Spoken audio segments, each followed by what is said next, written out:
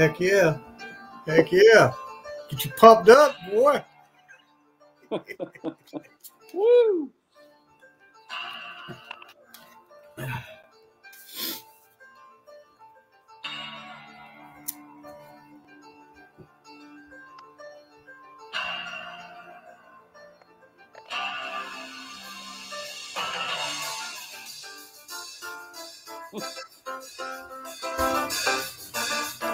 I'm sorry this is a 311 or anything like that.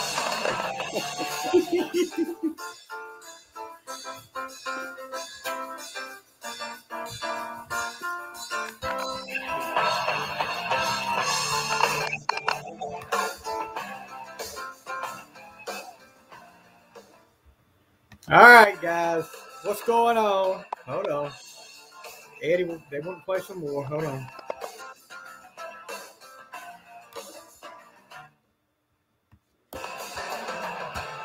All right.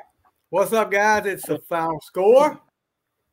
With me, as always, like we say in Wayne's World, with me, as always, is Garth. No, Party with me, as on. always, is Nelson. Nelson Miller is in the house. What's up, buddy? What's up? Hey, with that music, I didn't know if I needed to just like come in through my back door with some steam rolling through and stuff. No, we'll save the John Cena entrance music for next week and all that. But we just want to throw a little bit in this week. Hold on, we might have. Yeah, this week would have been Eddie Van Halen's birthday, so I thought that was kind of fitting to play that song. We're actually doing something different this week, a lot different this week. We did, of course, the music there, but we are actually using a different streaming service this week. We're using StreamYard. If you guys were one of the folks that came in over the weekend, you watched me and Nelson watch one of the great football games we had this weekend. We watched pretty much the whole second half. Feel free, if you're in here, to leave comments, ask questions. We'll try to answer them as best. Well, we already got a thumbs up from somebody. Who is that? Brandon Hodges. Thanks, buddy. I appreciate that. Yeah. First of all, thank you guys for supporting the Final Score. You know, it's got a lot of big things coming up for the Final Score. A lot of interviews I'm working on right now. And of course, we got our weekly show. Nelson has been nice enough to join me for some of these, and hopefully he'll keep doing that in the future. But man, NFL, do what? So you might fire me. No, I can't afford your contract though. I'm getting over the salary cap. I know. I'm gonna have to how do you say front load your contract and then pay you a little bit less down the road. Man, what a weekend in the NFL. Quite possibly the best weekend of football I've ever seen. I mean, it was all four games. You know, you had all four games decided, I think, if I'm not mistaken, by a score, it's a walk-off score, 3 field goals, and a touchdown in overtime. And man, I mean, I don't know what you think. It's probably the best weekend of football I've seen. Every game was like on the edge. I mean, it was up in the air. You never knew who was going to come out at the end of the game the winner. They were that tight. It was some of the best football I've seen. Yeah, I mean, and that's, you know, of course, like we said, we watched the Buccaneers and the Rams game here, pretty much the whole second half live on the Final Score. But I don't think, and we'll talk more about that game later on, we're going to go in order, but one of those games was probably right up there with the best game I've ever watched in my life. Enough to where my daughter was getting into the game where she was like, Daddy, this is pretty awesome right here. And, you know, she doesn't watch football that much, but she was excited about it. But let's get right into it. First of all, leading off was the Bengals and the Titans. Now, Titans are the number 1 seed. They've got Derrick Henry coming back. They had the week off. And I think both of us picked the Bengals to upset the Titans because of one thing, Ryan Tannehill. And you don't know how much rust Derrick Henry's got to work off. I know he's been in practice. I know he's been getting hit in practice, but it's game situation. And he didn't do bad, but, he didn't set the world on fire either. You could tell it had been a while since he had been on the field. Yeah, you could. But the big thing, the way it started off, the Bengals did just enough to get ahead. Two field goals. There wasn't a whole lot of scoring. No. It was a defensive game. I thought the Titans, the way they played their defense, the way they were getting to Joe Burrow, I said, this is going to catch up with the Bengals sooner or later. Yeah. But, man, 9 sacks in a game and you lose. How do you get 9 sacks in a game and lose that game? Unbelievable. But just like we said with Ryan Tannehill, he doesn't let us down. First play of the game, Titans offensive play of the game, he throws an interception. Yeah. And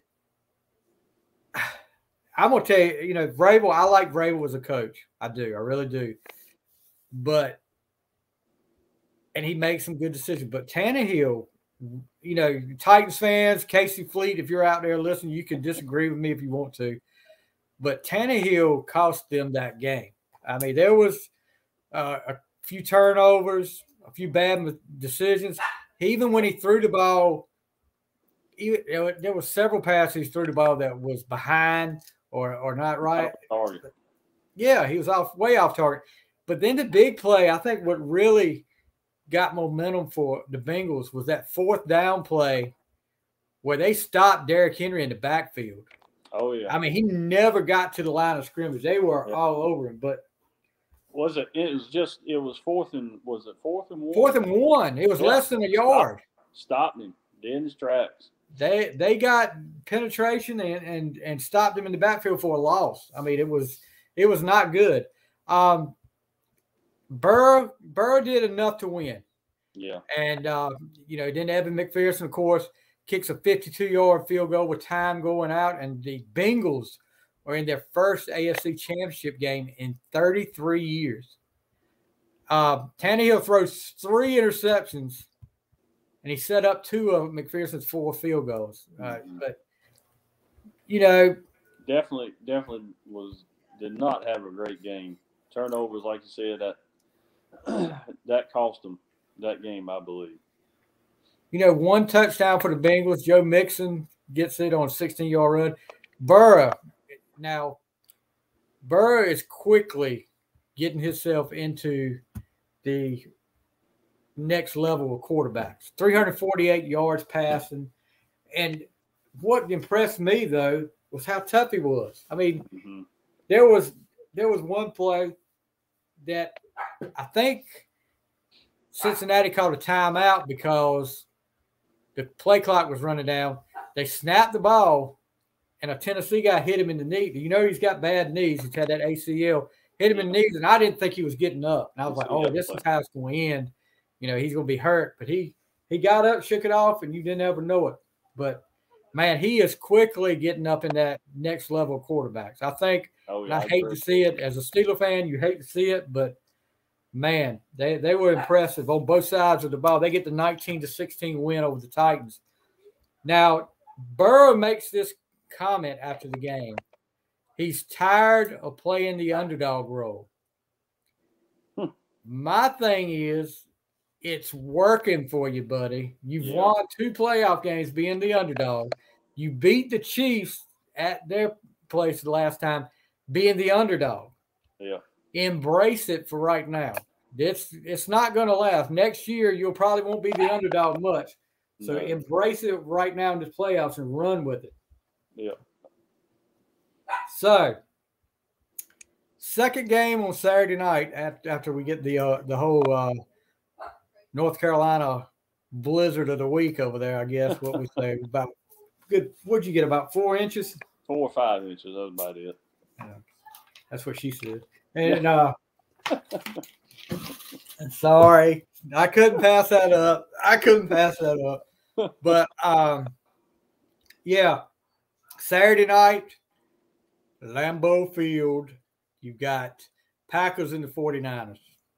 And this game starts off pretty much Green Bay going right down the field, first possession, scores a touchdown, rushing touchdown, and you're like, okay, it's on now. 49ers are going to come back down to earth. Little did we know. And for about 3.5 or maybe about 3.5 quarters, that was the case.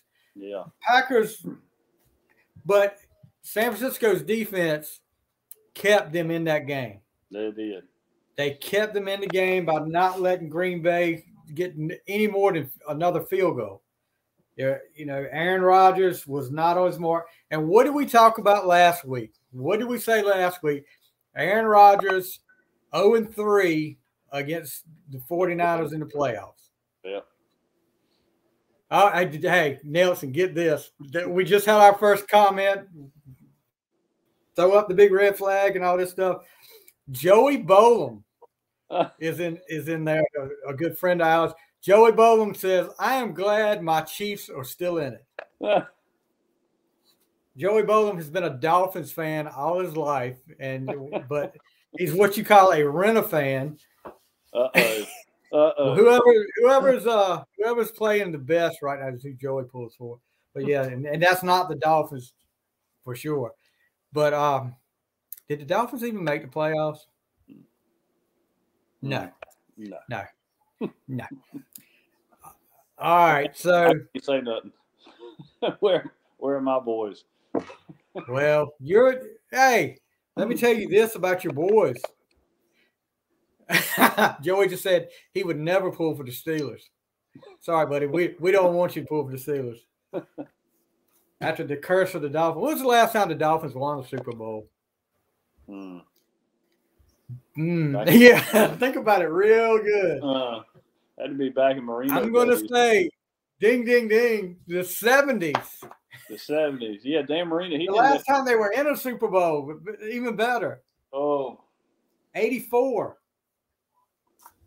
So, almost my whole life since Miami's been in the Super Bowl. But we're not going to bash Miami because Joey's talking trash. Only team to ever go undefeated. That's true. I'll give you that. Yeah, but, what's that Janet Jackson song? What have you done for me lately? Anyway. So, yeah, the 49ers defense keeps them in the game long enough. And watching this game, I actually had to watch I DVR'd it, and I watched the end of it later on. Mm-hmm. 4 minutes left in the game. It looks like Green Bay's got it under control. Next thing you know, block punt. Rolls an envelope. Like my dad said, new ball game. Yeah. 10-10. And, man, you're like, what is Green Bay doing now? They could do nothing after that. It was just like they sucked the life right out of Lambeau Field. Yeah. Couldn't move the ball anywhere. Yeah. I mean, Aaron Rodgers was not Aaron Rodgers that night. That's for sure. So they hold Green Bay, get the ball back with just a couple minutes left in the game. Deebo Samuel makes a big run to get a first down and get him in field goal range. And there you go. That's the ball game. Right. Gold, he hits the goal. Packers are eliminated. Both number one seeds go down on Saturday. I don't know if that's a first or not, but and this was the weekend of the road team. I mean, the home field advantage didn't come into play this week except for one team.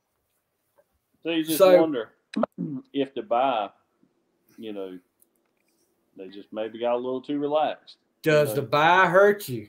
Does the bye hurt you a little bit? And, I think every team still wants to bye. But it's how quick you shake off that week off. With Derrick Henry, of course, you would like to get Derrick Henry in the game, maybe the last regular season game, just for a few possessions to get him back used to it again. But yeah, Mark Vick, Green Bay fan, of course, his comment, I hate football. Hey, bud, I kept the seat warm in the fishing boat for you, right next to the Steelers, bud. Mark, I got to ask you this. And Mark being a Green Bay fan and a stockholder, he actually owns stock in Green Bay now. He bought stock.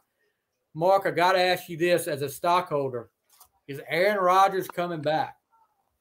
And we'll wait to see what his comment is. He just put up there broken.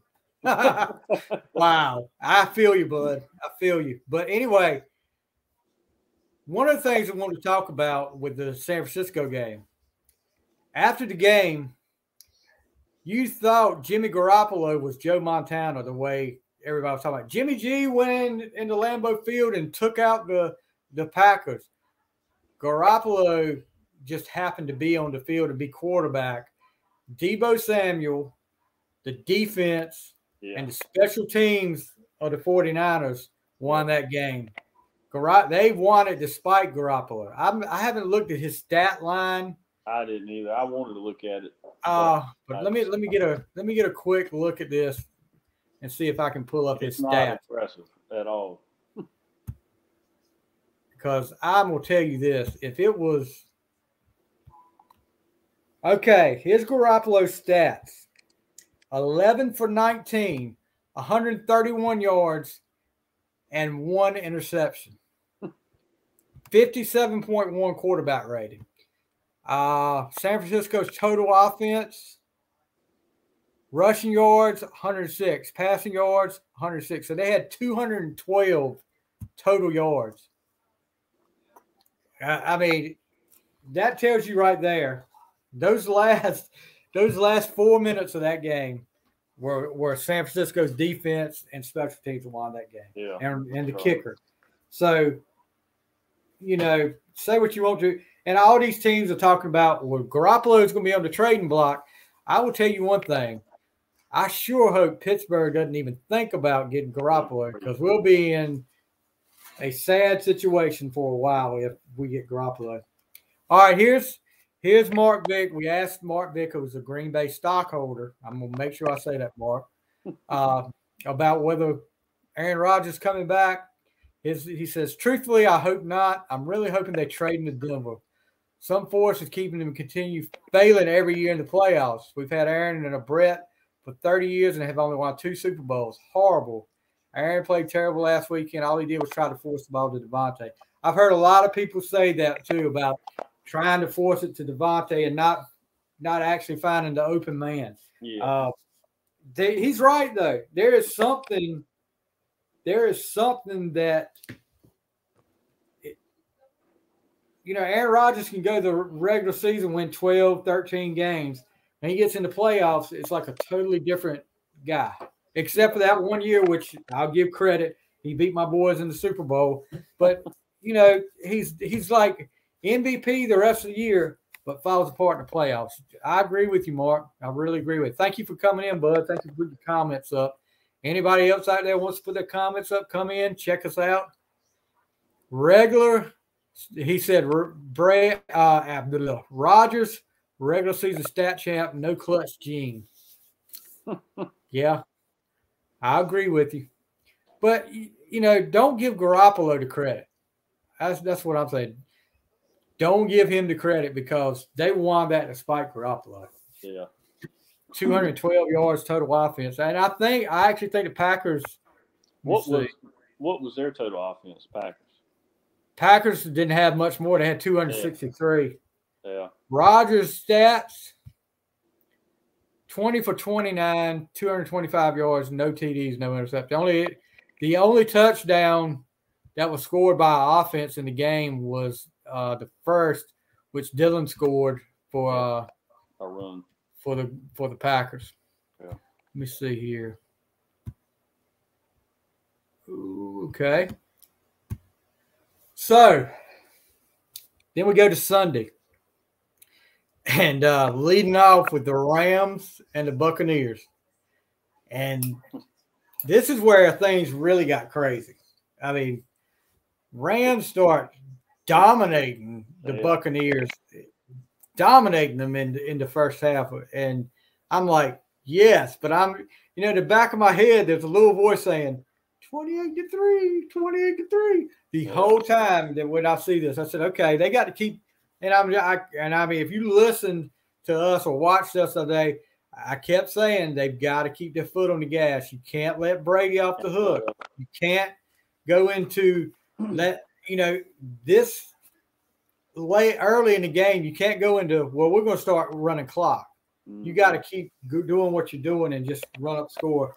And what happened in the second half?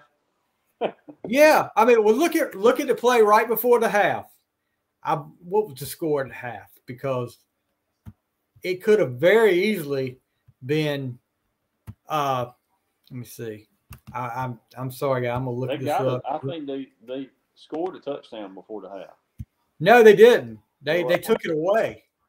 Because don't you remember the guy fumbled? They went to replay. It was 17 to no. Let's see, 7-3, 20 to 3 at the half, and very easily could have been 27-3. But Cam Akers he fumbles. Remember when he went up? He fumbled. The ball came loose right before his elbow hit the ground. Yeah. And they take away the touchdown. Very easily could have been 27-3. Yeah. And you kind of had that feeling in when that happened that, oh God, this is a sign here. This is a sign. But Rams come out second half, they score, make it 27-3. Was that kind of a bad omen? Yeah, that's kind of a bad omen because I'm sitting there. There it is, that voice in the back of my head again, 28-3, 28-3. So, next thing you know, and give the Rams credit. Greg Acre is in here. As a Chargers fan, I hope Kansas City loses. Mark Vick is in there. The best thing all weekend was seeing the heart of Josh Allen. That guy left everything on the field. He's going to be fun to watch for a long time if he stays healthy. We're getting ready to get to that game in just a minute, and I will echo that, Mark, because both of those quarterbacks in that game were class acts. Especially. But here we go. Rams, Stafford's having a great game. Cooper Kupp managed to get Cooper Kupp managed to get open as much as he did when you got the best wide receiver in football. How do you let him get that open? Yeah. That touchdown pass, they just let him go. Yeah. So 27-3 in the third quarter. You're thinking this can't happen again. And that's when Tom Brady, I guess he got Jobu from the Major League movie over there on the sideline and gave him some do not mess with Jobu. Don't mess with Jobu's alcohol. It's not I can't say what he really says. But next thing you know, 27-6. Then it's 27-13. Then the tires start falling off the Rams. Turnovers, Cooper Kupp fumbles, Cam Akers fumbles. It's just crazy stuff the bad snap, which I don't think they scored off of that. No, they didn't score off that. But it's just stuff like that. You're wondering what is going on. There's some kind of voodoo that Brady does, I guess. Yeah. But you're sitting there watching it, and you're like, this can't be happening. They're going to do something here to get ahead. 27-20 after a long pass to Evans.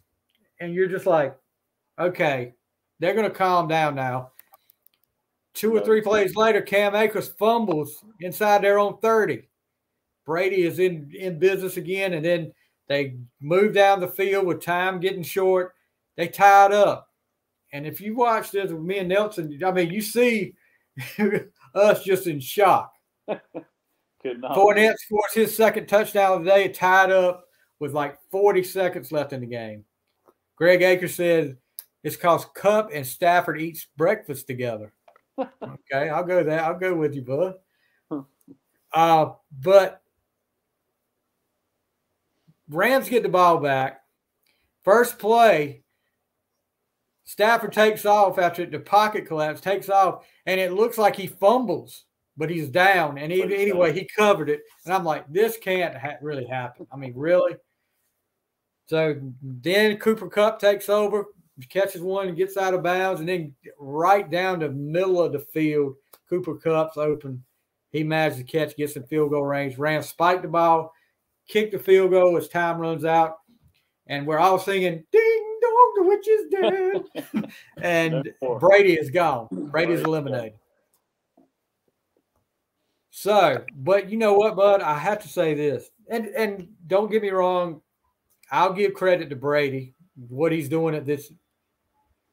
I'm getting to that, Mark. You bring up a good point. But Brady didn't have that great of a game. A lot of the scores were, except for the long pass to Evans, a lot of the scores the Rams handed to them in a short field. Yeah. Fournette had 2 touchdowns. So, Rams, instead of the Buccaneers got back in the game, the Rams brought them back in the game, in my opinion. Yeah. But the Rams managed to pull it out 30-27. They move on, take on the 49ers. And I think, if I'm not mistaken, the Rams have not beat the 49ers in 6 straight games. I think I heard that the other day. So here we go. All the talk, Brady's out. Is this it for Tom Brady? And we're going to get to that in just a few minutes, Mark, what you asked. Mark is asking if we think Brady is out. His comment about family makes me think he's out. So we'll get to that in just a few minutes. So the nightcap. Oh, man. And you're like, I don't even have a team in here, and I'm freaking exhausted.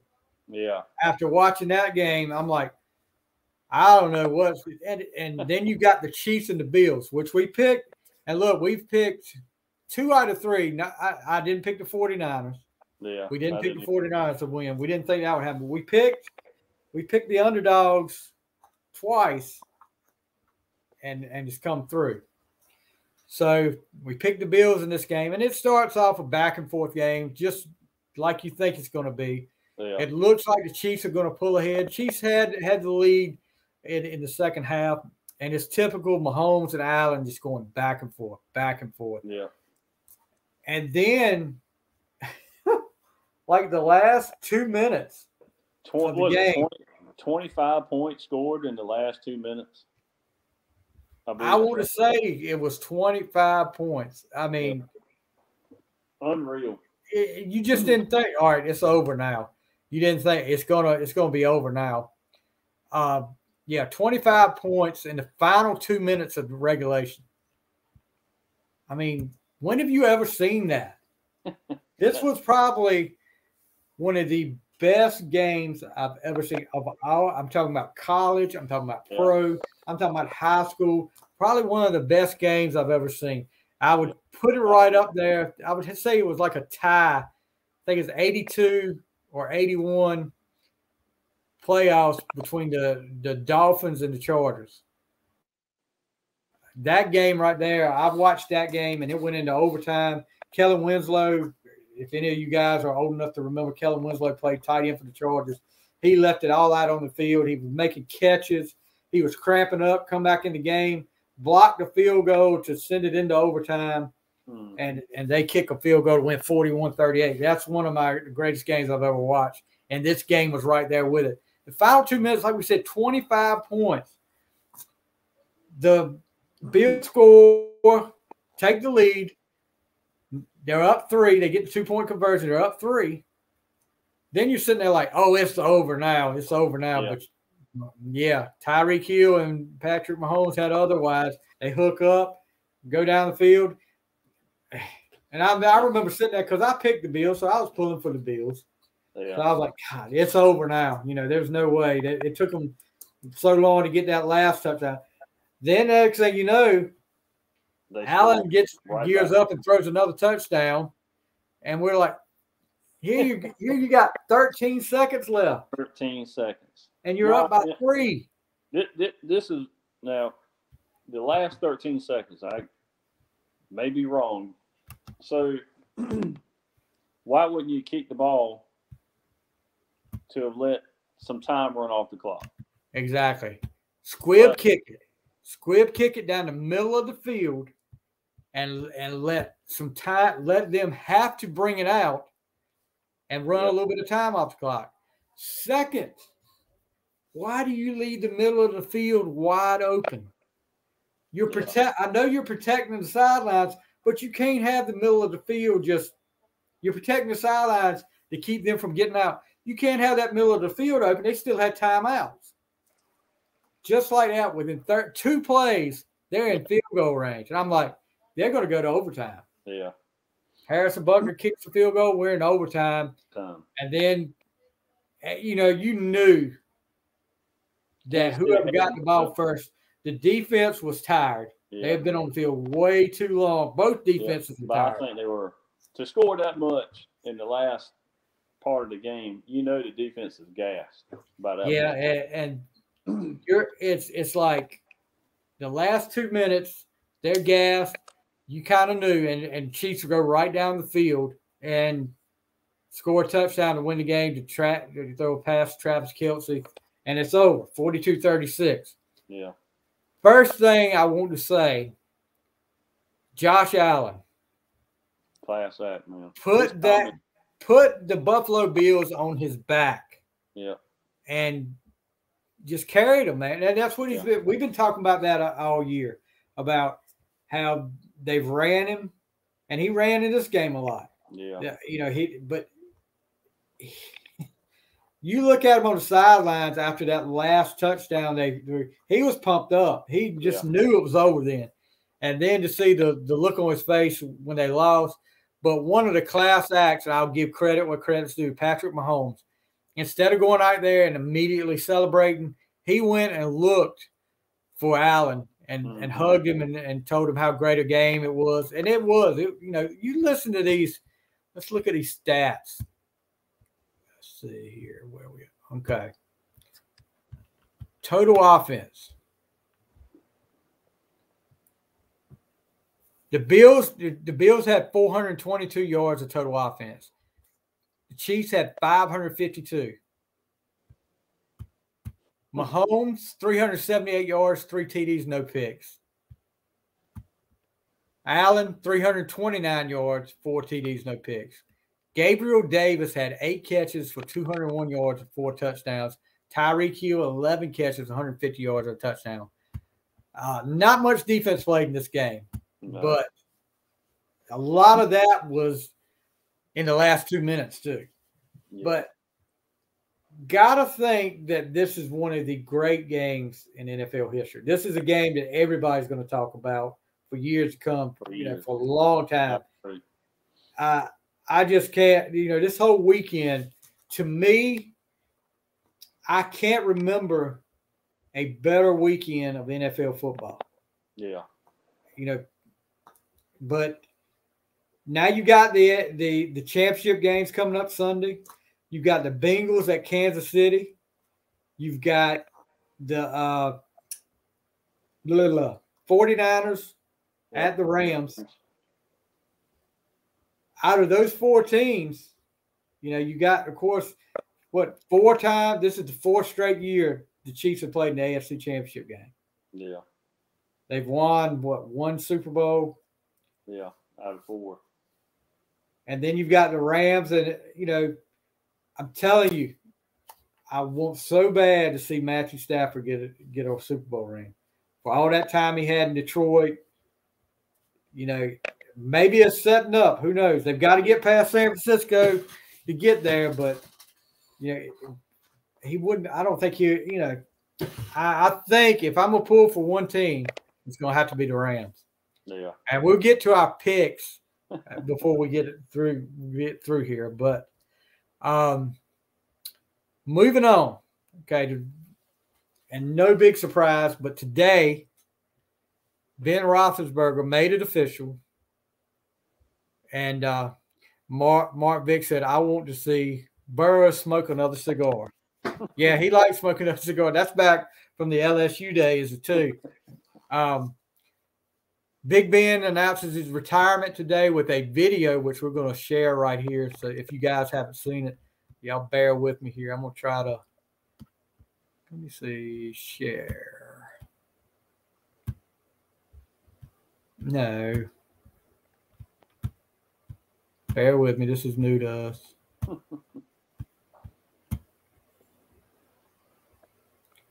I knew you were going to say that, Acre. You just better hope Herbert's anywhere near as good as Ben Roethlisberger was. So here we go. That's not the one I want, but we'll play it right now. Can you see this, Nelson? Yeah, I can see it. I'm gonna have to. With the 11th pick in the 2004 NFL Draft, Pittsburgh Steelers select Ben Roethlisberger, quarterback, University of Miami. I don't know how to put into words what the game of football has meant to me and what a blessing it has been. While I know with confidence I have given my all to the game, I am overwhelmed with gratitude for all it has given me. A boy from Findlay, Ohio with NFL dreams, developed in Oxford at Miami University, blessed with the honor of 18 seasons as a Pittsburgh Steeler and a place to call home. The journey has been exhilarating, defined by relationships and fueled by a spirit of competition. Yet the time has come to clean up my locker, hang up my cleats, and continue to be all I can be to my wife and children. I retire from football, a truly grateful man. First and foremost, I need to thank the Lord for all the many blessings he has bestowed on me. To my wife, Ashley, our children, Benjamin, Bailey, and Bodie, you lift and inspire me and give my life purpose. I am so thankful for your love and support. I love you so much. To my parents and sister, every step of the way, your support and love has driven me to be the best and never give up. To the Rooney family, the Tull family, Coach Tomlin, Coach Cower, and all of the coaches who have poured into me, the incredible people on every level that make the Pittsburgh Steelers a special organization. Thank you for believing in me and allowing me to battle with you in pursuit of excellence. To all of my teammates and the endless friendships that I have gained, I appreciate you and our shared commitment to wearing the black and gold with pride and dignity. Putting that jersey on every Sunday with my brothers will always be one of the greatest joys of my life. To Steeler Nation, the best fans in all of sport, thank you for accepting and supporting me as your quarterback over the years. Football has been a gift, and I thank God for allowing me to play it, surrounding me with great people and protecting me through to the end. With love and honor.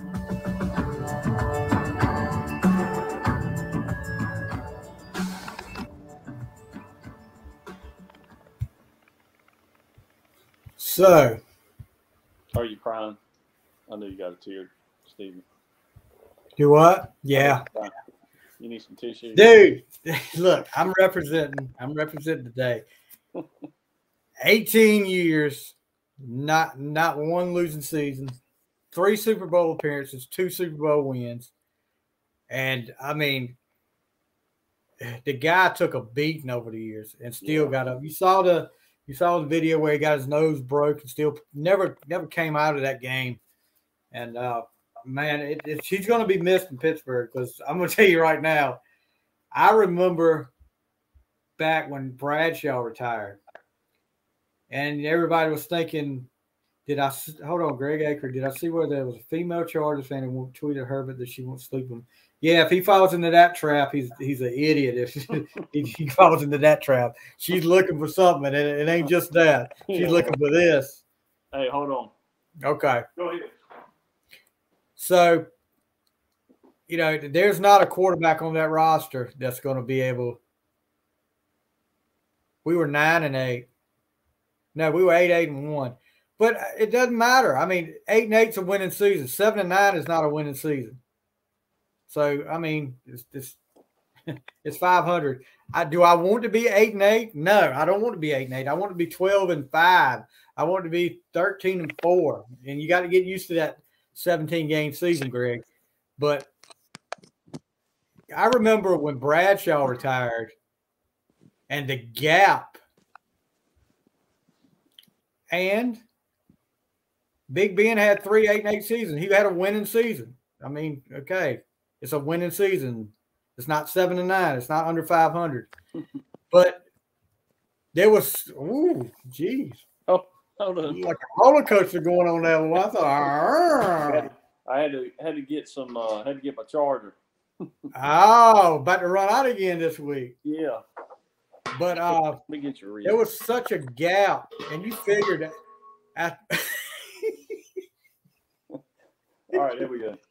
You figured after Bradshaw, oh, we'll find another quarterback easy. And Cliff Stout, Mark Malone, Bubby Brister, David Woodley. Let me see if I'm leaving anybody out. Neil O'Donnell. And then Tommy Maddox, Kent Graham, Cordell Stewart, and then you got to Big Ben. So there was quite a gap between that. So I am preparing myself for the worst with Pittsburgh next year with quarterback. I don't know what their plans are. I don't know if they're looking free agency. You know, everybody wants to say, Aaron Rodgers is looking at Pittsburgh. No, Aaron Rodgers is not coming to Pittsburgh. Mm-hmm. Pittsburgh is going to have to – I've been hearing Marcus Mariota may be one they look at in free agency, who's with the Raiders now.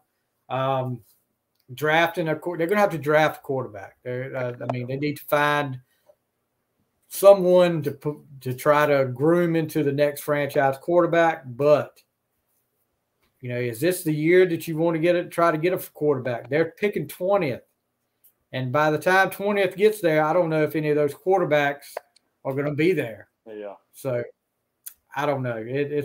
It's gonna be something to see with Pittsburgh because those two that are sitting on the roster right now, Haskins and Rudolph, are not the answer. I can grant you that. They are not. So it brings us to another, which Mark Vick, you talked about it earlier. You asked about earlier.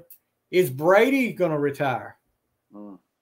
Brady's made some comments, especially talking about the family, talking about, you know, there's some things being said that makes you think it might be time. Brady might be talking about hanging it up. And, you know, he's made a lot of comments too. He's always said that he's wanted to play until he's 45.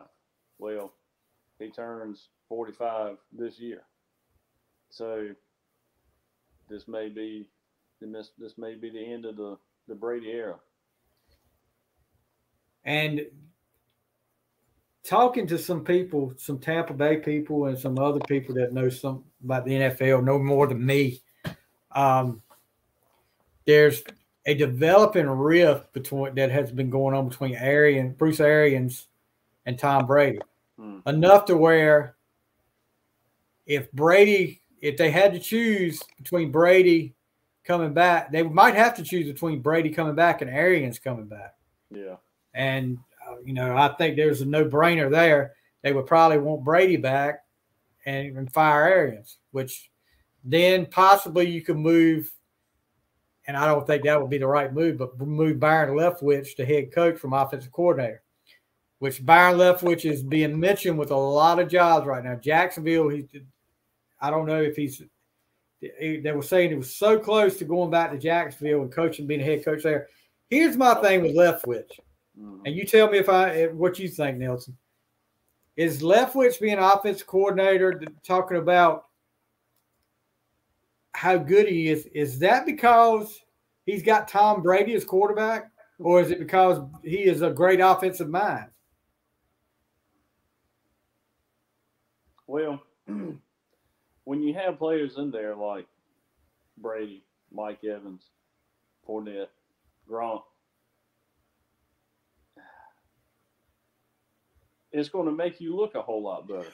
Exactly. So, I mean, makes it a lot easier. You can't sit there and say that you're some great offensive mind, but then again, you've got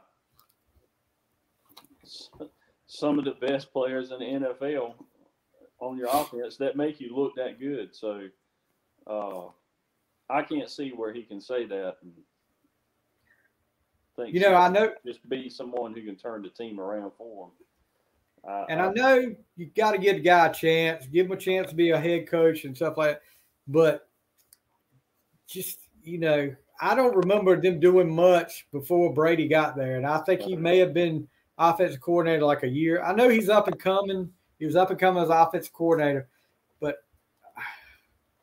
I don't know. Yeah. To me, if I had to pick as a team out there looking at a head coach, if you give me the choice between Byron Leftwich and Eric Bieniemy, I'm taking Bieniemy. Mm-hmm. No question about it. Bieniemy, he's got the weapons there, but Bieniemy's come up with so much. I mean, so much different stuff to do on offense. It's not like it's okay. Brady's throwing here. Mahomes is throwing the ball a lot, but he's, Bieniemy comes up with some off the wall plays and some good game plans. Yeah. So I'm picking Bieniemy if I'm choosing between them two. So Brady, do I think? I think there's a better chance. If I had to say right now, I'm going 70-30 Brady retiring. Yeah. And yeah, but Jason Jenkins is in here, I think. He's like, wow, love it. He's loving the new format. So thank you, Jason. We appreciate it. Hope you spread the word. We'll be doing this as much as we can. So another coaching vacancy opens up this week, and Sean Payton, which kind of surprised me. Well, did he have anything left on his contract with the Saints? I don't know if he did or not. I know there was talk a couple of days ago. The owner, I think Gail Benson, the owner of the Saints, when she was asked, this was Sunday or Monday morning, I think, she was asked what his plans were. Would he be back? She said, I honestly can say I don't have a clue what his plans are. And, when you hear something like that, after 15 seasons with the Saints, a Super Bowl victory, which one year you missed because of the bounty gate, but, where does this put? Is he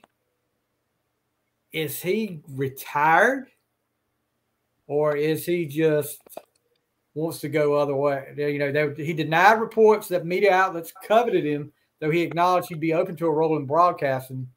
I think I'd like to do that. I think I'd be pretty good at it, is what he said. He is under contract to 2024, so any team that wants to hire him before then would have to trade for his rights. So Cowboys fans, I know a lot of Cowboys fans have talked about, well, he's coming to Dallas. You're going to have to give up something for him. Yeah. And, would he go to Dallas? I'm sure. Yeah, Greg, I agree with you. I think he's going to step away for a little while and come back when it's 2024 might be when he comes back. Give Mike McCarthy enough chance to hang himself again, making bad play calls like he did in the playoffs this year. And then he'll come back and probably coach the Cowboys. Jerry Jones will get another play toy. But,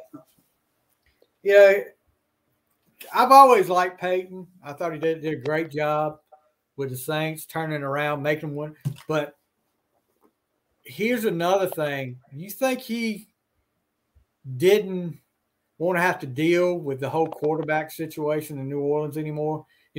Most of that time he was there, Drew Brees was there. Yeah.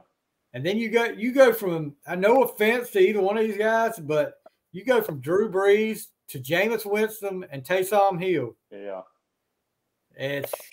After 15 years, do you really feel like dealing with that anymore? Do you really feel like going through that whole grooming another quarterback? Yeah. So maybe he'll step away, take a broadcast job for a couple of years. And then return back. Yeah, Greg, I will say I'm about 50% with that. Drew made Sean Payton. Sean Payton's a good coach, though. I agree. I think he's a good coach, but you're right. Drew did help make Sean Payton a great coach. But I was kind of surprised that he stepped down. I thought, you always figured Sean Payton's going to be there with the Saints. He's a Saints coach, but then again, so we got another coaching vacancy, which automatically I hear they want to interview Byron Leftwich. And they were so close, I think it was Monday, that Byron Leftwich taking the Jaguars job. They wouldn't officially say he was the coach, but they were saying he's close to signing. So I don't know how that goes now, but we'll see about that. But two teams that got new coaches today. Broncos get Packers offensive coordinator Nathaniel Hackett. The Bears get, and we were talking about this earlier. I'm gonna butcher this guy's name. The Bears get Indianapolis Colts defense coordinator Matt Eberflus. Eberflus. I guess that's right. I don't know. But with that, Dan Quinn from the defense coordinator of the Cowboys took his name out of any of the head coaching vacancies, said he was staying in Dallas. So evidently he wanted that job. He wanted the Bears job or the Broncos job.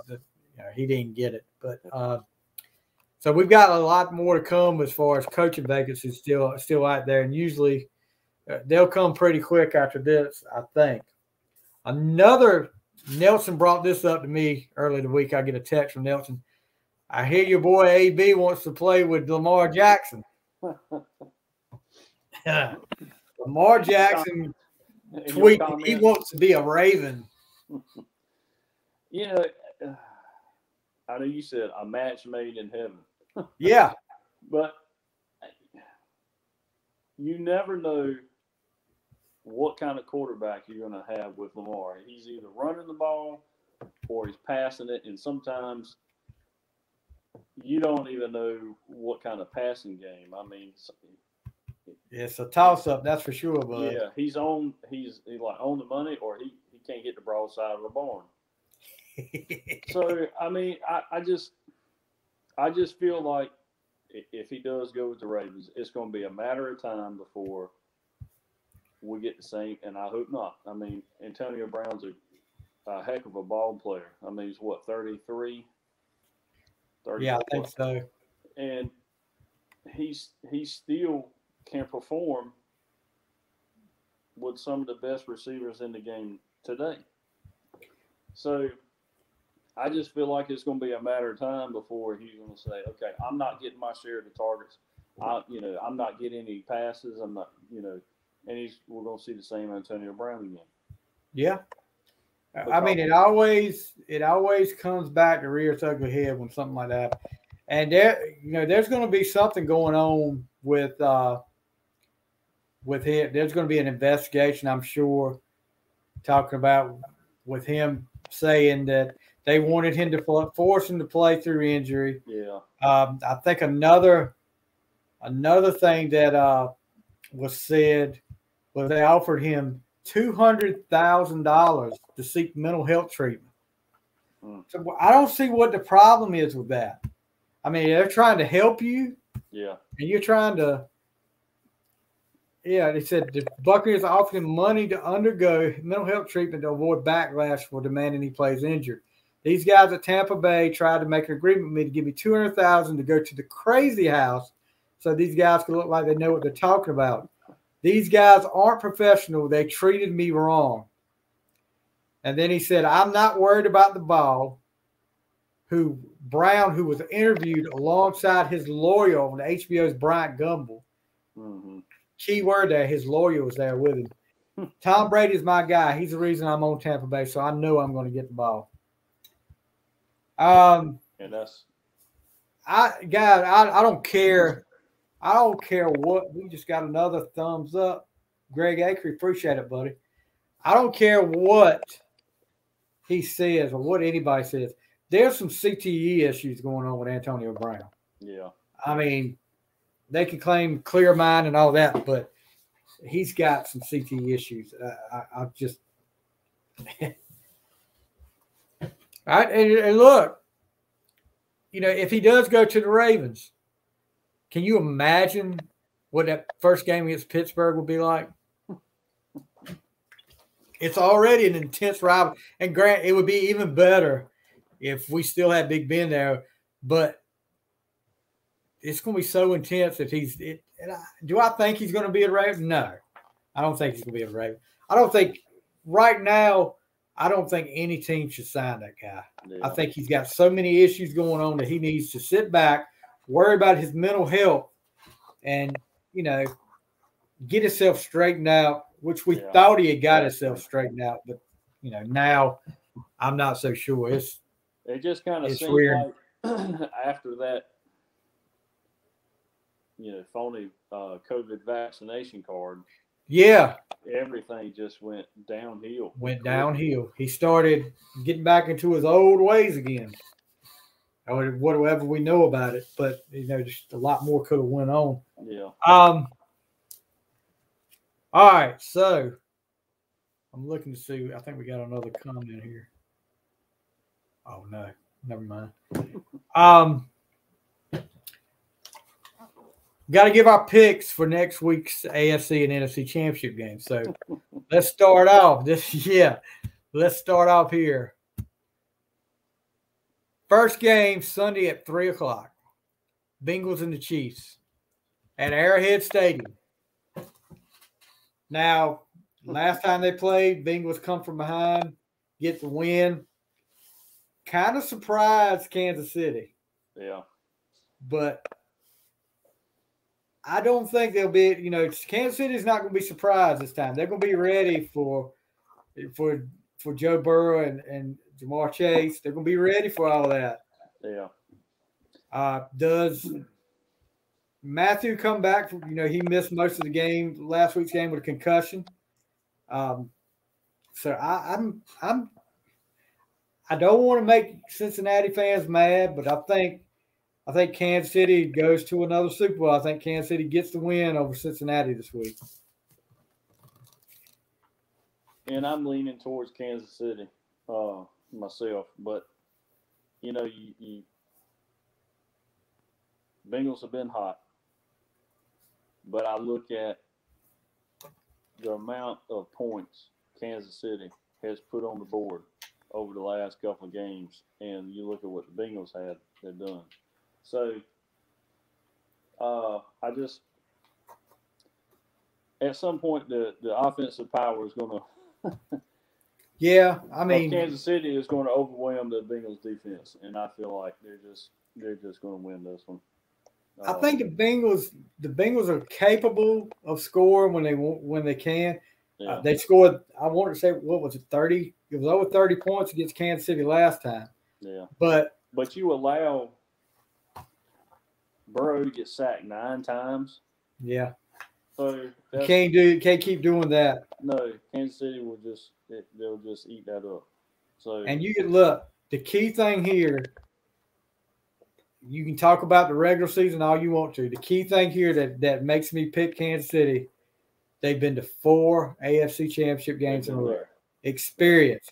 I've said all along for the last 4 or 5 weeks, I like Cincinnati, but I think they're maybe a year or 2 away from a Super Bowl. Yeah. And that, this experience, if they don't win this game, this experience right here is going to help them for next year. Yeah. But I got Kansas City on this one. And then Greg Aker, he gave his pick, Kansas City 38, Cincinnati 24. So, Greg, you're agreeing with us. Then you go to the next game, the nightcap, the Rams and the 49ers.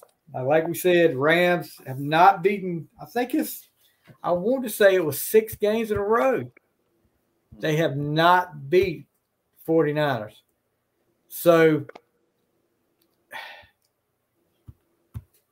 but I'm telling you, I feel like the Rams are the team of destiny. I mean, we said the other day, if that game had went into overtime with Tampa Bay would have won that game. Yeah. But they managed to find a way to get out to win that game, to get field goal range. Yeah, I'm gonna go with the Rams because I don't is the amount of pressure the defense put on Brady. I mean, they beat him up. I think me and you talked about it. Kind of reminded me of the game between the Vikings and New Orleans Saints when the Saints just beat the mess out of Brett Favre. He retired, but I just don't think I just don't see the defense can carry them all the way to the Super Bowl. I mean, they have got to put up some kind of numbers on offense, and San Francisco relies so heavy on the run, and the Rams' defense against the run is but they beat them this year. I mean, we thought. I think me and you were actually watching that game, and it's like, we were coming back. If the Rams' defense doesn't get in that relaxed mode like they always do the second half of the game, I just think that if they just keep putting the pressure like they do the first half, they should put this game away easy. You can't. The Rams can't get a big lead again and then take their foot off the gas. Yeah. They've got to keep doing what they were doing the whole game. If they get a big lead, I just look back at that, and I think the Rams learned. Maybe the Rams learned from that game. This is a division rivalry game here too, so maybe Greg Acre is saying he's taking the Niners in 2017 on the last second field goal, which would be par for the course with the 49ers this year. 49ers, you can say the 49ers are a team of destiny. Nobody counted on them even making the playoffs up until the last week, and here they are in the NFC Championship game. They beat the Cowboys. They managed to get by, and you beat the number one. Was the Cowboys the number 2 seed, or were they 3? No, they were number 3. Okay, so you beat the number 1 and number 3 seed, and because Tampa Bay was number 2. But I've got to pick the Rams. The defense. I think the defense gets to Garoppolo, which they did in that last regular season game, but they, like you said, they eased up when they got that big lead and let them back in the game. They cannot do that, and hopefully that won't happen. But I'm going Rams in this one, and I'm picking a Rams and Chiefs Super Bowl, which should be, who knows what could happen there. But Greg Acre, he's picking Kansas City and San Francisco in the Super Bowl, so a rematch of the Super Bowl from a couple years back.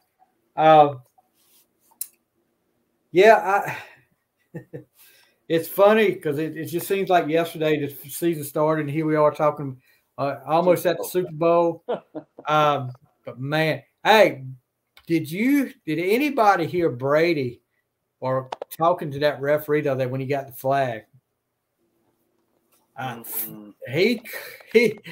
the first time when he got popped in the chin. After he got popped in the chin, I don't know what he said, that referee, but that referee was like, I'm not saying what he said, but it was explicit. I've never seen Brady get that that worked up over something like that, and enough to where he gets a flag. But talking about the taunting rule. And I've said this and I'm going to go on a little rant about 2 things here that people probably won't agree with me. The taunting rule.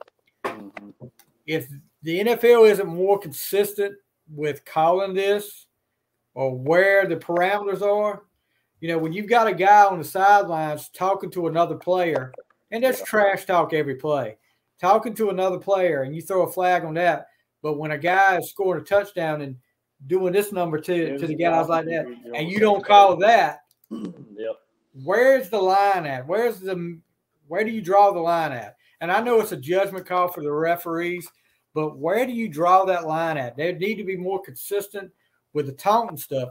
The Cowboys game, Cowboys and 49ers, there was 2 plays. Cowboys should have been called for taunting. Had a guy over on the sidelines, headbutted him.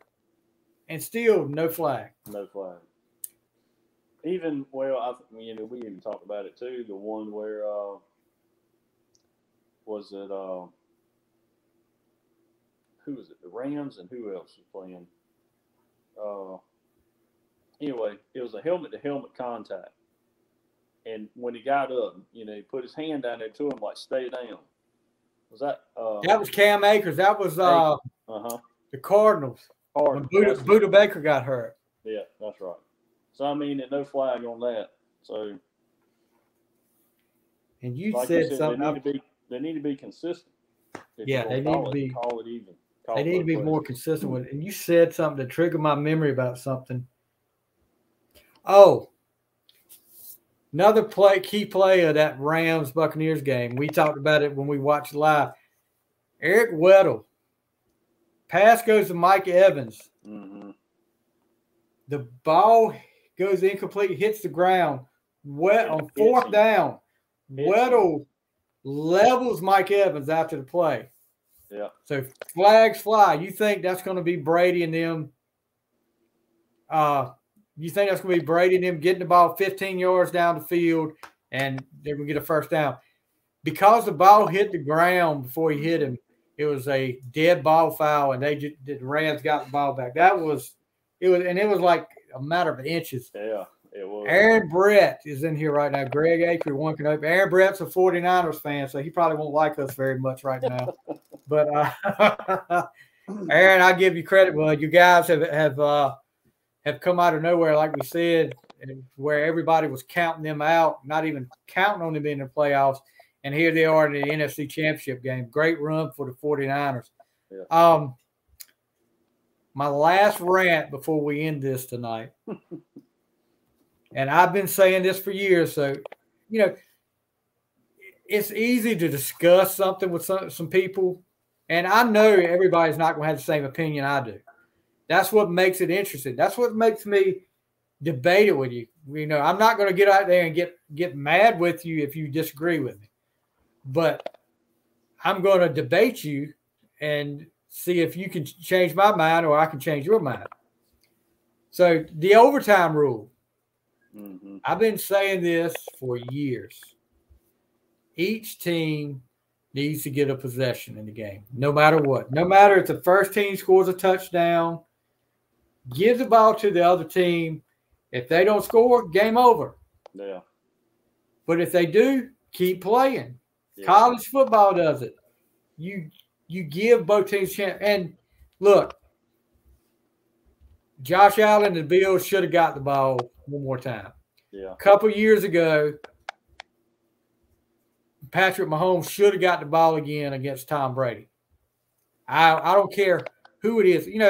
Somebody, and I'm not going to say their name, went on Facebook this week saying, if that was Tom Brady instead of Josh Allen, none of y'all would be talking about both teams need to get the ball in overtime. Yeah. That's BS. And I called it out on it. I said, I've been saying it for years. I don't care if it's Tom Brady. I don't care if it's Saddam Hussein, quarterback in the other team. Both teams, and his response was, no matter what, the losing team's going to be complaining. And I was like, how can they complain when both teams got a chance? Yeah. If you give both teams a chance and they don't, the other team doesn't score, it's over. They have nothing to complain about. But, somebody wanted to get upset, and I apologize if I upset that person. But, just because I don't agree with you don't mean I hate you, So, you can agree to disagree. Exactly. If everybody agreed on it, everything would be a boring place around here. Yeah. So, like I said, I'm looking at my book, my Bobby Boucher playbook. But, man, Final Score is going to be loaded up with a lot of interviews in the next coming month and still working on more. We're going to be doing this. I'm so grateful for all you guys coming in here. Greg, Joey, Mark, Aaron, all you guys coming in here tonight. Jason, checking us out and asking questions and giving you a point. That's what I love to hear. That's why I wanted to do this because, it's easy for you guys coming here and tell us what you think. And then we can feed off of that. But, so we're going to be doing this a lot more. The interview is going to be on here like this. Can I find a wrestler to interview? Greg, I'm working on that. I am working on some wrestlers to be interviewed. Actually, Greg, me and you need to talk because we had talked about the wrestling thing, and maybe we can set something up with that. But and if you like music, you like movies, go to On the Fly. We're going to be doing the same thing here. We're going to be talking more about that. We've got a lot of interviews coming up on the fly as well. Just finished on our other, and I'm a busy man. This is like 3 podcasts I'm doing. Tobacco Road Weekly, we just did an interview, which is now on YouTube, on Tobacco Road Weekly YouTube channel. Former NC State legend Derek Wittenberg. I know you remember him, don't you, Nelson? Oh, yeah. Yeah, one of the most iconic plays, not just in basketball history, but in sports history of the '83 NC State NCAA championship team. And he still says that's a pass. There was a pass the whole time. I'll go ahead and give you it was a pass. So a lot going on here, guys. And like I said, I told you guys last year, once I got this internet, a little bit better internet, we were going to do a lot of different things, and hopefully things are going to start steamrolling, get in there, matriculating down the field. We're going to keep doing a lot of good stuff here at Final Score and everything on the Final Score podcast, like and On the Fly, Tobacco Road Weekly, and whatever else may come along the way. And I'll just go ahead and give y'all a little hint. There may be a 4th podcast coming. So we'll see about that. Somebody has approached, not Greg, but another guy has approached me about a podcast. A former NFL player, about doing a podcast with him. So all right, that's still in the works. I'm keeping my fingers crossed. So you guys keep your fingers crossed, and also keep your fingers crossed on this one. I'm not going to say who it is, but this would be a legendary interview for me if we got it on here on the Foul Score. Everybody would know this name. You've watched him on TV over the years. I don't know how many times. If you watched local TV around here, keep your fingers crossed that I might get that too. Yeah, Greg, I'm not changing this jersey, bud. I'm not. You bring out your Herbert, you're a Chargers fan. You bring out your Dan Fouts jersey or your Justin Herbert jersey or whatever. But guys, we're going to end it tonight. Thank you so much for coming in, like I said. And next week, we'll get it out there a little bit ahead of time that we're doing this. And hopefully we'll get more of a crowd in here. But thank you guys that did come in here this week. I can't say that enough. It means a lot. Thank you, Nelson, for joining us this week again. We'll be back next week. We'll talk about Super Bowl coming. We'll get our Super Bowl matchup. But hopefully it'll be who we pick, not who Greg picked. Great sucks. But anyway, I appreciate Greg. Just said awesome job, guys. Appreciate you sticking in here with us, Greg. That means a lot to us.